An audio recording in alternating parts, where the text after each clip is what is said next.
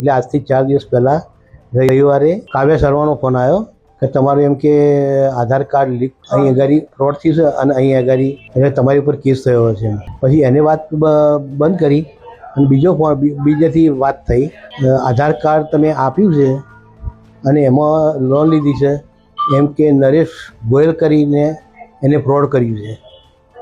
નરેશ ગોયલ એ કોઈક એરલાઇન્સના માલિક હતો અને એની એમ કે ફ્રોડ થયું છે, આમાં તમારે સંડોવાયા છે. અને એ એમ કહે છે કે મેં એમ કે કમિશન આપ્યું છે એમને, મને આધાર કાર્ડ આપ્યું 20 લાખ રૂપિયા મેં આપ્યા છે. હકીકતમાં મને 1 રૂપિયા હું એને ઓળખતોય નથી. પછી એના ફોટો બતાવ્યો કે આ ઓળખો છો કે? મેં કીધું ના, આને કોઈ દાડ જોયો નથી. તો કે બોમ્બે તમે ક્યારે આવ્યા હતા? મેં કીધું સાહેબ મેં 13 વર્ષથી તો મુંબઈમાં પગે નથી મૂક્યો. તો કે તમે આ કેવી રીતે આવ્યું એમ કરી મને રવિવારથી બુધવાર સુધી મને ટોર્ચર જ કર્યા કર્યું છે. એ લોકો એમ કહેતા કે તમે ગોલ્ડ તમારે જે છે એ ગોલ્ડ તમે બેંકમાં જે લોકર ઉપર છે ઘેર લઈ આવો અને ઘેર લઈને મને ફોટો મોકલો. તમે ઘેર લઈને ફોટો મોકલ્યો. પછી બીજા દિવસ શું કહે છે મને તો એ ગોલ્ડ તમે જે બેંકમાં ગોલ્ડ લોનમાં મૂકી દો અને જે પછી રકમ આવે એ તમારા ખાતામાં મૂકી રાખો. પછી મેં કીધું ખાતામાં મૂકીને પછી શું? પછી કે તમારી જો ચેકબુક છે? મેં કીધું હા છે. પછી આગળ વાત ના કરી એને, પછી એટલું પૂછ્યું ચેકબુક છે.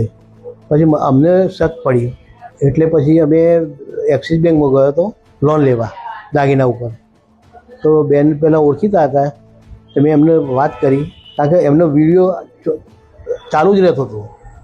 રાતે અમે સૂઈ જઈએ તો એનો વિડીયો ચાલુ જ રહે અને એ વિડીયો તો બંધ જ નહીં કરવાનો.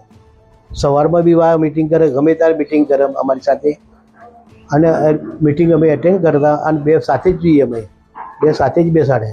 બેનને વાત કરી કે આના માટે લોન જોઈએ તો કે એમના એક્સિસ બેંકના મેનેજર સાથે વાત કરાવી અને મેનેજર સાહેબ કીધું કે આવું હોય નહીં કે. તો એમને સાયબર બ્રાન્ચમાં ફોન કર્યો તો એક દીપકભાઈ સાહેબ અને બીજા સાહેબ બે સાહેબ આવ્યા અને બધે એમને માહિતી મેં આપી.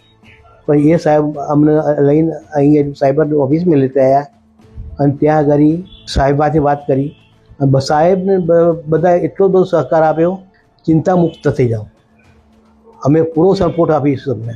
અને અત્યારે હાલ પૂરો સપોર્ટ મળે જ છે. એટલે આવું ફ્રોડ થાય તો ક્યારે પણ ગભરાયા વગર નજીકનો પોલીસ સ્ટેશન અગર સાયબર બ્રાન્ચ હોય તો ત્યાં આગળ તમે આનો કમ્પ્લેન કરો વિના સંકોચે.